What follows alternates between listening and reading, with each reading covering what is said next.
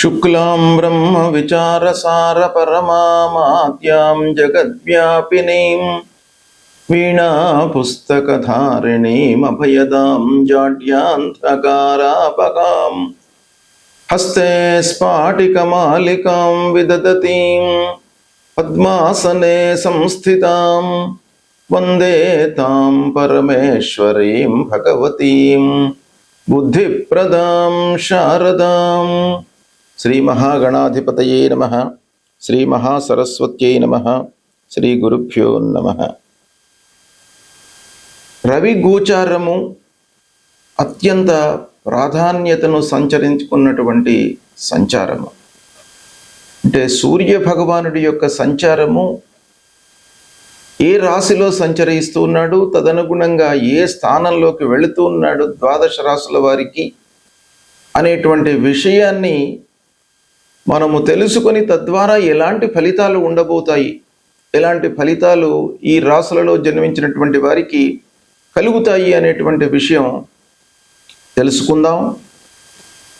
16 July 2026 రాత్రి 11:38 నుండి 17 August 2026 ఉదయం 7:58 మధ్యకాలంలో సూర్యుడు కర్కాటక రాశిలో సంచరిస్తున్నాడు.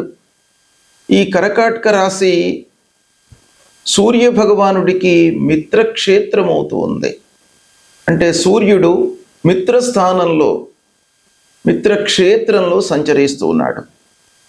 ఈ సంచారము 12 రాశుల వారికి ఎలాంటి ఫలితాలను ఇస్తుంది, ఏ కార్నర్స్లో మనకు మంచి ఫలితాలు ఉంటాయి, ఏ విషయాలలో ప్రతికూలమైనటువంటి ఫలితాలు ఉంటాయి అనేటువంటి విషయాన్ని మనము తెలుసుకుందాం. సింహరాశి వారికి రవి గోచారము అంటే సూర్యుడు మిత్రస్థానమైనటువంటి కర్కాటక రాశిలో 16 జూలై నుండి 17 ఆగస్టు మధ్యకాలంలో సంచరిస్తున్నాడు. సింహరాశికి అధిపతి సూర్యుడు. అలాంటి సూర్యుడు మిత్రస్థానంలో సంచరిస్తున్నాడు. అయితే గోచార రీత్యా ద్వాదశ స్థానం అవుతోంది. ద్వాదశ స్థానంలో సూర్య భగవానుడి యొక్క సంచారము ప్రతికూలంగా ఉంటుంది. కాబట్టి ఖర్చులు పెరిగేటువంటి అవకాశాలు బాగా కనబడుతున్నాయి. వృధా ఖర్చులు మీకు ముందుకు వస్తాయి. ఫోర్స్డ్గా కొన్ని ఖర్చులు చేయవలసినటువంటి ఆగత్యం ఏర్పడుతుంది. ఇక విదేశీ ప్రయాణాలకు అనుకూలమైనటువంటి సమయము. ఆరోగ్యాన్ని మట్టుకు నిర్లక్ష్యం చేయకూడదు. రాశ్యాధిపతి ద్వాదశ స్థాన స్థితి కనుక ఆరోగ్యంపై కొంత ప్రభావాన్ని చూపిస్తాడు. ముఖ్యంగా వర్క్ లోడ్ పెరగడం మూలకంగా సరైనటువంటి సమయంలో మీరు ఆహారాన్ని తీసుకోకపోవడము, నిద్ర లేమి కారణంగా కొన్ని ఇబ్బందులను ఎదుర్కోవడము, ఇలాంటివి ఈ సమయంలో కలిగేటువంటి అవకాశాలు ఉన్నాయి. ఉద్యోగంలో ప్రెషర్ పెరుగుతుంది. వ్యాపారస్తులకు వ్యాపారం బాగానే జరుగుతుంది, కానీ వృధా వ్యయము, వృధా ఖర్చులు కనబడుతున్నాయి. దాన్ని నియంత్రించుకోవడానికై ప్రయత్నాలు చేయండి. ఇకపోతే ప్రభుత్వ పనులు చేపట్టేటువంటి సమయం లోపల కొంత జాగ్రత్తలు తీసుకోండి. ఆలస్యము కనబడుతుంది కనుక దాన్ని ముందుగానే మీరు పసిగట్టి లేదా ఆ విషయానికి సంబంధించినటువంటి అవగాహనను మీరు పెంపొందించుకొని వర్క్ స్టార్ట్ చేసినట్టయితే మీకు ఇబ్బందులు ఉండవు. ఇకపోతే కోపము, ఉద్రేకము, ఆందోళన ఇవి కొన్ని ఈ సమయంలో వస్తాయి. వాటిపైన మీరు నియంత్రణను సంపాదించాలి. ఇక కుటుంబానికి కొంత సమయం వెచ్చించాలి. మీరు పని లోపల నిమగ్నమై ఉంటారు. పనులు పెరిగేటువంటి అవకాశాలు ఉన్నాయి. బాధ్యతలతో ఉంటారు. అయితే కుటుంబానికి తప్పకుండా పిల్లల విషయమై, భార్య విషయమై, కుటుంబ పెద్దల విషయమై మీరు సమయాన్ని వెచ్చించాలి. వారితో సమయం గడపడానికై మీరు అన్ని విధాలుగా ప్రయత్నాలు చేయండి. అనవసరమైనటువంటి వివాదాలకు దూరంగా ఉండడం ఈ సమయంలో చాలా అవసరము. కొత్త పెట్టుబడులను వ్యాపారస్తులు కొంత వాయిదా వేసుకోవడం చాలా మంచిది. ఇక శత్రువులతో అంటే మీరు గిట్టని వారితో కొంత అప్రమత్తంగా ఉండండి. వారితో కొన్ని అనర్థాలు, ఇబ్బందులు జరిగేటువంటి అవకాశాలు ఉన్నాయి. మిమ్మల్ని మిస్గైడ్ చేసేటువంటి అవకాశం కూడాను కనబడుతుంది. కాబట్టి దగ్గరగా మీకు ఎవరైతే ఉంటూ ఉంటారో, అంటే క్లోజ్గా ఎవరైతే మూవ్ అవుతూ ఉంటారో, వాళ్ళు ఏం చెప్తూ ఉన్నారు అనేటువంటి విషయాన్ని మీరు జాగ్రత్తగా తెలుసుకొని ఆలోచించి అప్పుడు నిర్ణయాలు తీసుకోండి.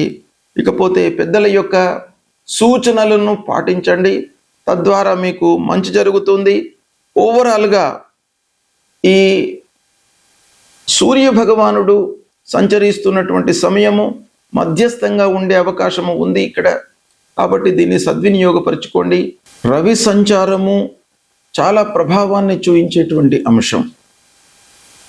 కాబట్టి సూర్యుడు ఏ స్థానంలో సంచరిస్తున్నాడు, అనుకూలమైనటువంటి స్థానంలో ఉన్నాడా, ప్రతికూలమైనటువంటి స్థానంలో సంచరిస్తున్నాడా, మిత్రక్షేత్రంలో ఉన్నాడా, శత్రుక్షేత్రంలో ఉన్నాడా, తర్వాత జన్మ సమయంలో సూర్యుడు ఎలా ఉన్నాడు, జన్మ సమయంలో శత్రుస్థానంలో ఉన్నాడా, మిత్రస్థానంలో ఉన్నాడా, జన్మ సమయంలో సూర్యుడు ఉన్నటువంటి స్థానానికి ఎలాంటి అష్టక వరకు పాయింట్స్ ఉన్నాయి, ఇప్పుడు సంచరిస్తూ ఉన్నటువంటి సూర్యుడు ఎన్ని పాయింట్స్తో ఉన్నాడు అష్టక వర్గులో, ఇలాంటి ఎన్నెన్నో విషయాలపై సూర్యుడి యొక్క సంచారము తదనుగుణంగా ఫలితాలు అనేటువంటివి ఉంటాయి.